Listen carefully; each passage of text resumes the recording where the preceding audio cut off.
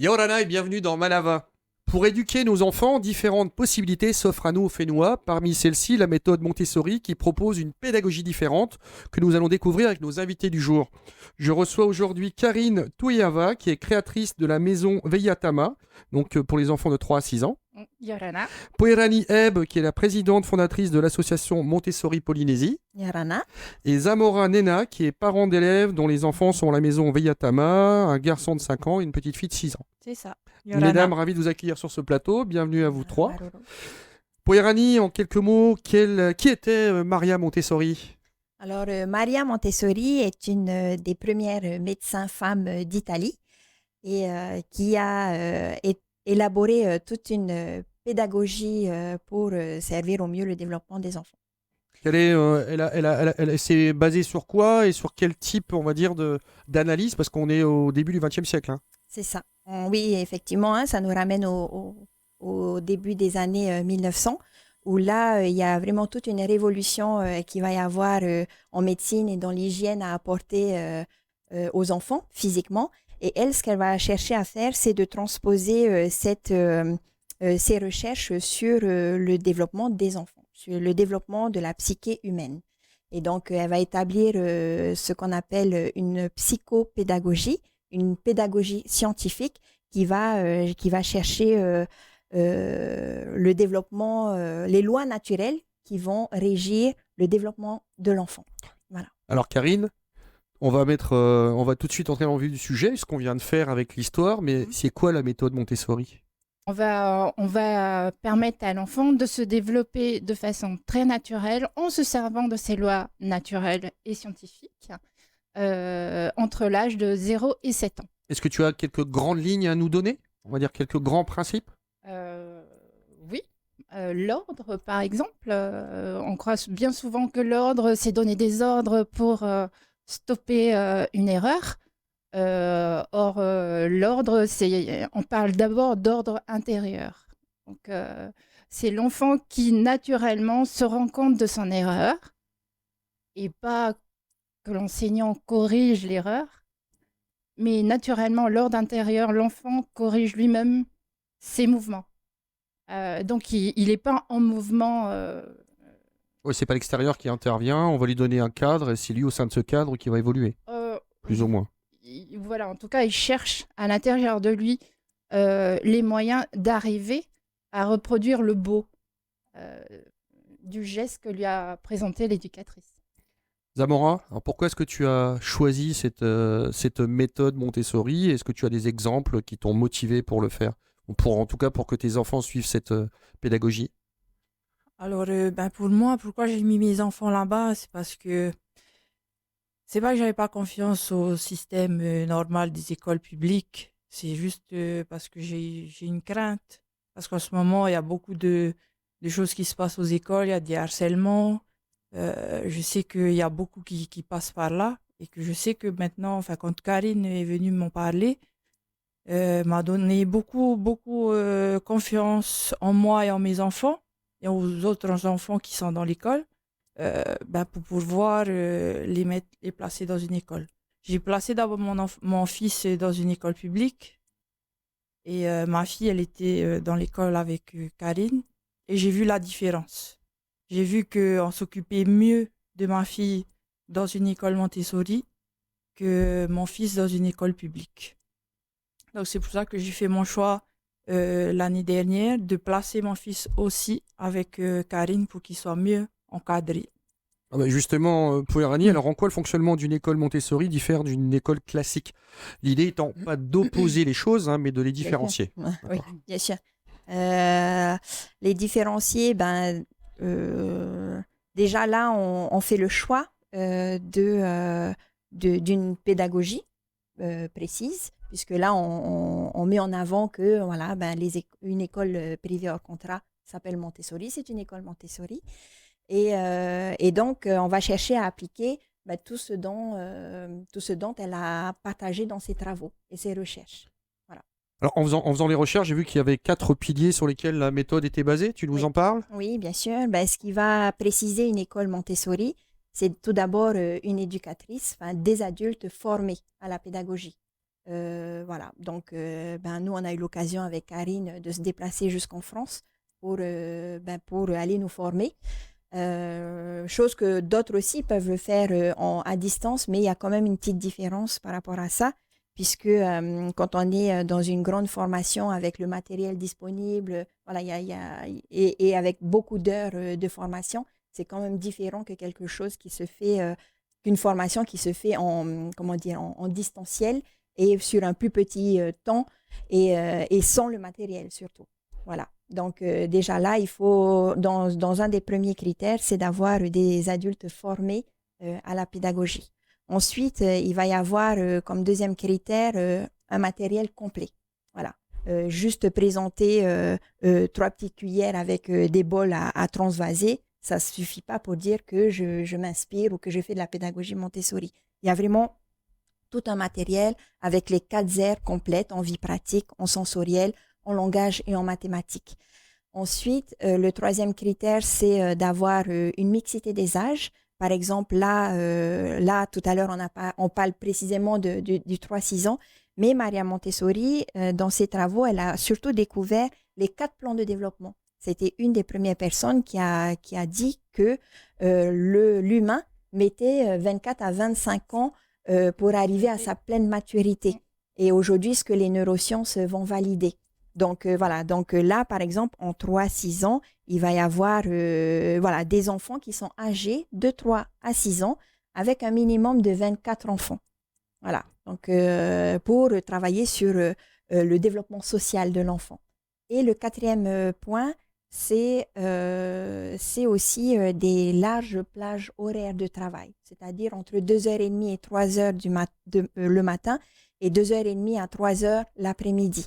Ça permet vraiment à l'enfant de s'investir dans du travail, voilà, qui ne va pas être coupé par des récréations, par autre chose que ce dont il a envie de s'investir. Voilà. Très bien. Alors, Karine, comment se déroule une journée de classe type ? Une journée de classe type, c'est d'abord l'accueil des enfants et des parents à l'école. Généralement, entre 7h30 et 8h, les parents arrivent.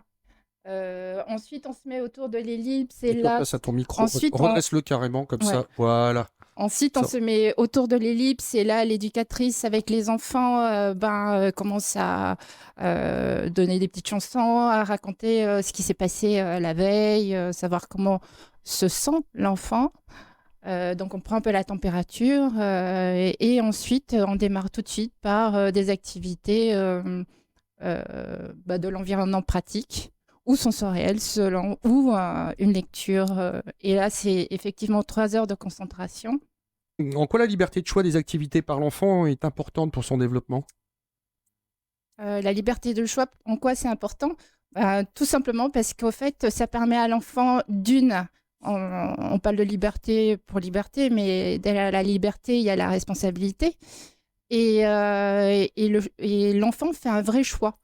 Quand il a en face de lui 170 activités possibles à faire et qu'il a envie de se diriger vers un matériel, il fait le choix de celui-là et pas de l'autre. Est-ce que vous allez l'orienter sur... s'il va toujours vers le même choix tout le temps, est-ce qu'il y a un moment où vous allez l'orienter pour qu'il essaye d'autres choses ou est-ce qu'on va le laisser faire toujours le même choix ? Je sens qu'elle veut répondre pour Rani. Vas-y, Non, mais ce qu'on va chercher, c'est la répétition. Ce qu'on va chercher, c'est que l'enfant répète le travail. Parce que c'est par la répétition qu'il va gagner en expérience. C'est par la répétition qu'il va pouvoir entrer et expérimenter la concentration. Voilà. Et donc, si c'est son choix, il y va. Maintenant, après, quand tu parles d'orientation, c'est que des fois, il y a des enfants qui ne savent pas quoi faire. Quand ils arrivent, il y a tellement de choix qu'ils peuvent aussi être perdus. Donc, voilà. Donc, d'abord, moi, c'est comme ça que je fais. On va dire. Voilà, exactement. D'abord, il y a une grande possibilité de choix. Ensuite, OK, on va essayer un enfant qui ne sait pas trop quoi faire, qui ne sait pas trop qui ne sait pas trop qu'est-ce qu'il veut faire, on va essayer de diminuer. OK, dans ces cas-là, est-ce que tu veux travailler plutôt dans cette ère-là, en vie pratique ou en sensoriel? Peut-être en sensoriel. OK. Donc, et là, qu'est-ce que tu voudrais faire? Je ne sais toujours pas. Il y a ce travail-là ou ce travail-là? Voilà. Les blocs de silane ou la torose? La torose. OK. Vas-y. Et donc après, voilà, donc il y a cette deuxième étape où on va essayer d'accompagner au mieux le choix de l'enfant. Et ensuite, il y a des moments où il n'a pas du tout envie de travailler. Et donc là, c'est un moment où on va essayer comment dire, d'aider au mieux. Qu'est-ce qui se passe? Qu'est-ce qui se passe? Pourquoi tu veux pas travailler? Voilà, parce que aussi derrière ça, il y a aussi une volonté de peut-être pas grandir, tu vois. Enfin, voilà, je veux pas travailler. Donc, qu'est-ce qui se passe derrière? Donc, voilà. Et généralement, pour les inciter un peu, OK, je t'ai donné ce choix-là, on est revenu à là, et puis là, c'est moi qui vais décider pour toi. Et généralement, quand on passe à je vais décider pour toi, c'est bon, je vais faire ça. Donc voilà, tu vois, donc voilà, il y a un petit peu hop, de temps en temps. Voilà, C'est gentiment incitatif sans mettre trop le. Exactement. Voilà. Toujours, surtout, donner la possibilité à l'enfant de choisir, c'est ça. Damora, en termes d'épanouissement, tu vois tes enfants, j'allais dire tes parents, entre les parents que tu es maintenant et l'enfant que tu étais, l'épanouissement, tu vois une différence? Ah oui, beaucoup. Mes enfants, ils sont épanouis, ils ont envie d'aller à l'école. Tous les jours, ils me demandent c'est quand je retourne à l'école. Quand ils rentrent, ils ont des petites chansons, ils apprennent beaucoup de petites chansons et tout, et je les vois vraiment heureux quand je les récupère de l'école. Comment est-ce qu'il y a une continuité au sein de la maison? Est-ce que la méthode Montessori vous donne quelques tips, quelques petites méthodes pour continuer à la maison, hein, et que les enfants restent dans le même modèle, on va dire, au même style d'éducation? Ah oui, on en a parlé beaucoup avec Karine, et pour mettre en place des ateliers qui sont à leur niveau, il ne faut pas que ça soit trop haut. Enfin, il y a beaucoup de discussions comme ça avec Karine pour que je puisse mettre en place à la maison ce qu'il y a à l'école. Je vois que Karine avait envie de réagir, Oui. ça se voyait tout de suite. Oui. Vas-y, Karine. Ouais, en fait, d'ailleurs, on est en train de réfléchir à mettre en place une petite cuisine pour les enfants et de leur montrer la démarche pour arriver à manger à table et avoir une vraie conversation à table. Donc, mais tout ça avec comment débarrasser une table, comment nettoyer et puis voilà la démarche. Est-ce que les cousins, cousines qui, eux, ne seraient pas Montessori, tu vois une différence? Et moi, j'ai vu la différence parce que mon fils, je l'avais mis dans une école publique. Ma fille, je l'avais mis Moi, avec... je parle à la maison, hein. Moi, je parle à la maison, hein, pas au sein de l'école. Oui, non, À la non. maison, est-ce que tu vois un épanouissement? Est-ce que tu vois ce genre de choses par rapport, je sais pas, peut-être cousin, cousine? Oui, carrément. Mes enfants, ils sont plus épanouis. Enfin, je les vois plus épanouis que les cousins, cousines, quoi. De manière objective. Oui. Pour Yanni, quelles matières dites classiques sont dispensées et lesquelles sont propres à votre méthode au sein d'une journée ou d'une semaine de travail? Alors, dites classique, on va avoir...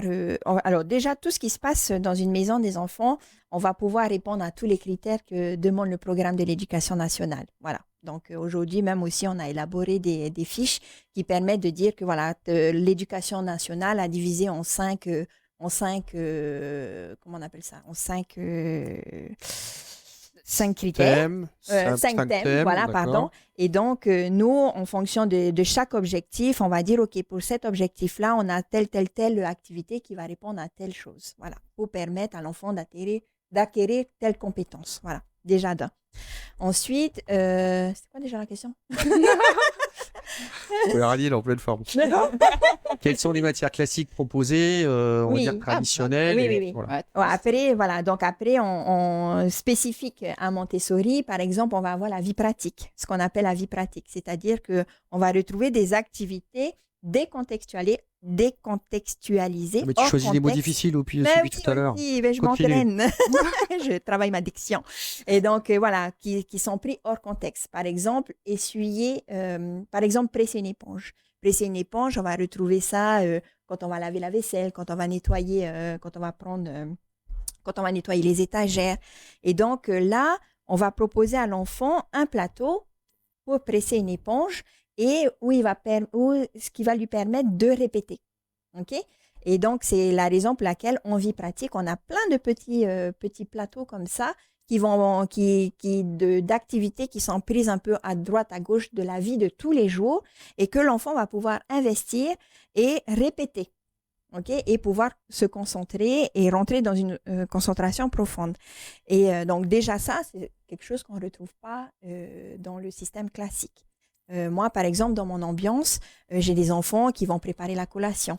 Donc, d'ailleurs, ils vont utiliser des vrais couteaux, ils vont couper des ananas, ils vont couper des fruits de la passion, ils vont préparer un jus de fruits de la passion. C'est des choses vraies. Voilà.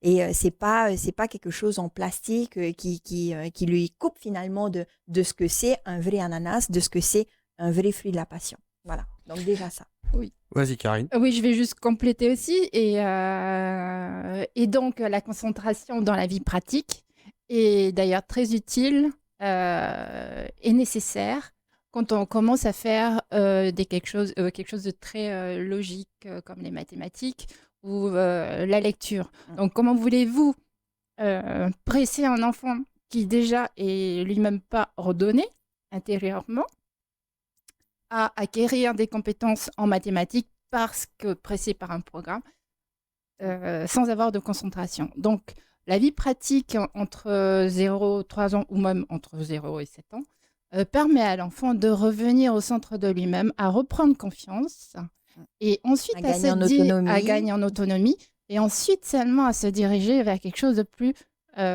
Donc, on va valoriser l'effort que fait l'enfant plutôt que le résultat où on dit... D'accord. Est-ce que tu peux m'expliquer le principe d'autocorrection de l'enfant ? Oui, très facilement. Poirani est venue, elle va faire la démonstration. Ah ben voilà, Poirani. Avec les emboîtements cylindriques. Voilà, déjà, on a un des matériels de l'ère du sensoriel. Donc, celui-là, on l'appelle les blocs de cylindre ou les emboîtements cylindriques. Et donc, là, par exemple, ici, derrière ce matériel, on va trouver le concept du petit et du grand.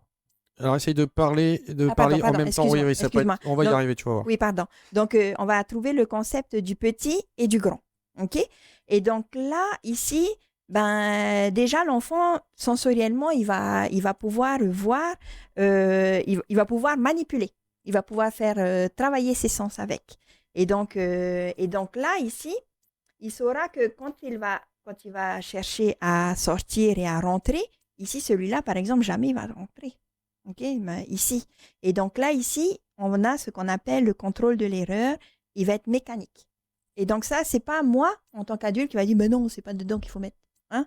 Ou bien même un autre enfant, c'est lui qui va le voir par lui-même. Et c'est là le principe de l'autocorrection. C'est-à-dire qu'on a du travail qu'on propose aux enfants où eux-mêmes, ils vont voir que, ah tiens, ils ont mal fait. Là, c'est pas là qu'il fallait que je mette.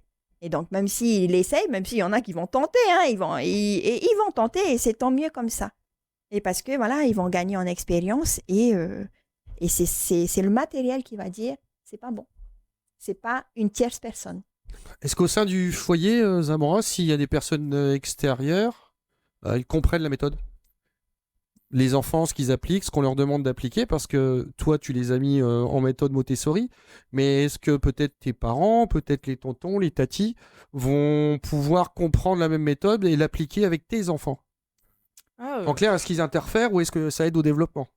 Non, ils n'interfèrent pas, ça aide vraiment au développement, quoi. Oui, on peut interférer sans que ça soit volontaire. C'est juste comme tu venais de l'expliquer, non, c'est pas comme ça, alors qu'il faut laisser l'enfant faire sa fameuse autocorrection. Ah non, ils n'interfèrent pas du tout.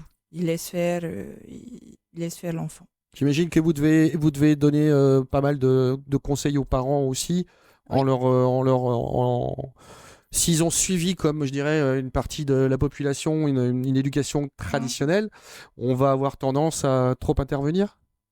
On va avoir tendance à trop intervenir et donc oui, on aide les éducateurs aident les parents à comprendre la méthode et puis d'ailleurs on a des rendez-vous chaque mois avec Zamora et puis les autres parents pour leur donner l'évolution de l'enfant, comment est-ce qu'il a évolué et puis s'ils ont des questions, donc c'est un moment d'échange. Pour faire encore mieux comprendre la méthode. Ouais. On a des groupes privés aussi et des rendez-vous aussi avec lesquels je travaille pour permettre que cette méthode puisse arriver dans tous les foyers. Oui. Et voilà. Donc, on a abordé pas mal de choses, la lecture, la vie pratique aussi. Tous les enfants peuvent adhérer à cette méthode et jusqu'à quel âge, on va dire, elle est applicable? Alors, à partir du moment où tous les enfants grandissent de la même manière, bien sûr que tous les enfants, ça correspond à tous les enfants, moi je dirais. Et après, ben justement, par rapport à une spécificité polynésienne, culturelle, moi je pense que c'est une proposition éducative qui correspond très bien, parfaitement aux Polynésiens. Culturellement, les Polynésiens ont toujours su s'adapter à leur environnement naturel, ont toujours eu une observation fine de ce qui se passe autour d'eux, utiliser, déployer voilà, tout ce qui est manuel et ouais, par les mains, par les sens, et qui a fait que voilà, il y a une logique très pratique, qui déploie une logique très pratique. Et ouais, c'est la raison pour laquelle je suis persuadée que ça peut fonctionner ici, en tous les cas en Polynésie. Comment se passe le retour alors en système traditionnel ou comment se passe l'arrivée dans le système Montessori si on vient du traditionnel? Alors, déjà, dans un premier sens, c'est-à-dire un enfant qui va sortir du système Montessori. Bah déjà, normalement, si on a bien suivi, si tout s'est bien passé, on a un enfant qui sait s'adapter. Voilà, qui sait s'adapter à ce qui se passe autour de lui, à ce qu'on va attendre de lui. Et voilà, il y a des exemples, et il y a des témoignages aussi d'enfants qui disent, une fois qu'ils arrivent dans le système classique, ils ont un autre rapport avec l'erreur. Par exemple, quand il va y avoir des contrôles ou des examens, ils ne comprennent pas pourquoi autour d'eux, mais il y a tout le monde qui stresse parce que, et puis ils disent, mais c'est pas grave, on rate, on va recommencer. Ouais, l'erreur fait partie de l'apprentissage. Voilà, l'erreur fait partie de l'apprentissage. Et donc, voilà, c'est déjà un point d'adaptation au système classique. Donc, c'est ce qui est bien, déjà. Voilà, ça ne fait pas non plus des génies, mais ça fait déjà quelque chose où on a travaillé la confiance en soi, où on a travaillé l'estime de soi, et c'est déjà pas mal pour démarrer dans la vie. Après, après un passage d'un enfant du système classique au système Montessori, c'est sûr que c'est beaucoup plus confortable d'avoir un enfant qui est depuis plus jeune, mais ça arrive effectivement que des parents font le choix de retirer du système classique. Et là où il faut arriver à soutenir le développement de l'enfant, c'est de balayer un peu tout ce qui va parasiter son développement, tout ce qui va le perturber pour bien grandir. Voilà. Et justement, c'est ce que j'allais un peu dire aussi. Aujourd'hui, on a affaire à beaucoup de changements des habitudes et des comportements de la société.